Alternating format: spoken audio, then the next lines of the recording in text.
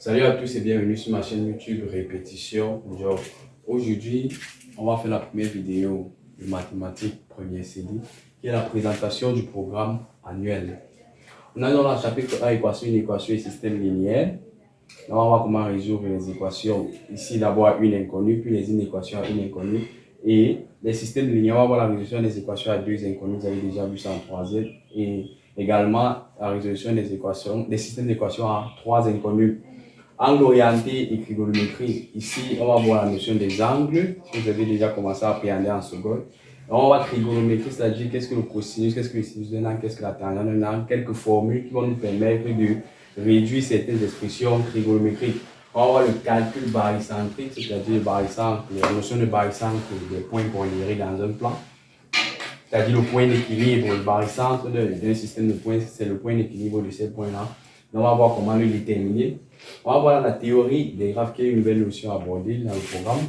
Ici, en fait, cette théorie est née d'un mathématicien qu'on appelle Euler, qui se demandait comment parcourir 7 ponts en un seul chemin. Ici, dans le chapitre 5, on va voir les généralités sur les fonctions numériques des variables réelles. Vous avez commencé à voir les fonctions en troisième et en seconde. Ici, on va donc voir, on va rappeler, on fera un petit rappel ce que c'est qu'une fonction numérique. Ici, maintenant, au niveau de fonctions associées, il s'agit maintenant, comme vous voyez le terme associé, on va associer deux fonctions.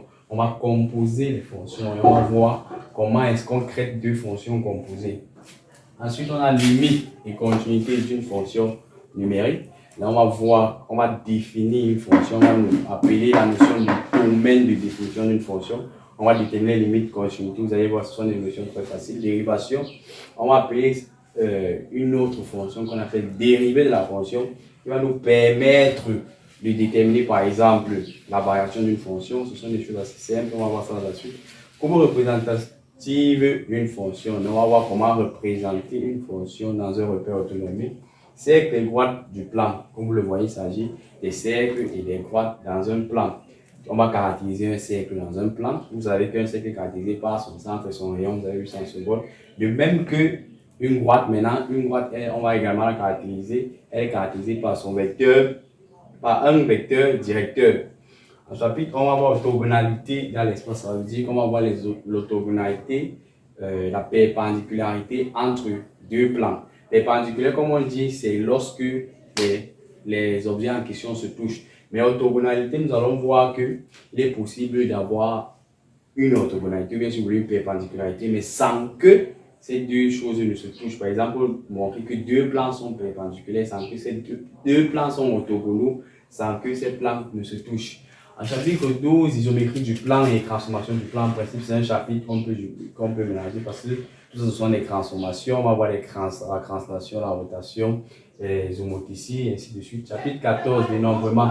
Qu'est-ce que le dénombrement? Le dénombrement, comme vous suivez, c'est un dénombrement. Ça permet concrètement de résoudre certains problèmes de la vie. Par exemple, vous posez une question, combien de façons 12 personnes peuvent peut-être s'asseoir sur 13 chaises? Le dénombrement va nous permettre de résoudre ce genre de petits problèmes. On va voir les suites numériques. Comme vous voyez le terme suite numérique, ça veut dire que c'est une suite de termes numériques. On va caractériser une suite numérique. Et ici, en premier, on va voir les suites arithmétiques et les suites géométriques. Bon, en chapitre 16, espace vectoriel, le chapitre 17, application linéaire, ces deux chapitres aussi, on peut les résumer en un seul chapitre. On va voir ce que c'est qu'un espace vectoriel, comment est-ce qu'on caractérise un espace vectoriel, de même qu'une application linéaire, de quoi caractériser une application, par quoi caractérise-t-on une application linéaire, quelles sont les opérations applicables par une application linéaire. On va voir la géométrie analytique de l'espace. Donc, si vous avez remarqué, je vais revenir au niveau du cercle et droit du plan. Cercle et droit du plan et cercle et droite du plan, c'est en quelque sorte la géométrie analytique dans le plan. Maintenant, la géométrie analytique dans l'espace, c'est que si vous avez bien compris ceci, vous allez facilement comprendre ceci. Dans l'espace, le cercle, au lieu de parler de cercle, on va beaucoup plus parler de sphère. Au lieu de parler de droite, on va beaucoup plus parler de plan. Donc, la géométrie analytique dans le plan, dans l'espace, c'est une continuité de ce chapitre. Donc, si vous maîtrisez ceci, vous n'aurez pas de problème là. Et enfin, on va voir les statistiques. Statistiques, ça se rapproche un peu du dénombrement. C'est une façon de, on cherche à regrouper, on peut dire, simplifier les données d'un certain exercice, de certaines informations à l'aide d'un tableau. Ok, ça c'était dans la présentation du programme de mathématiques première CD.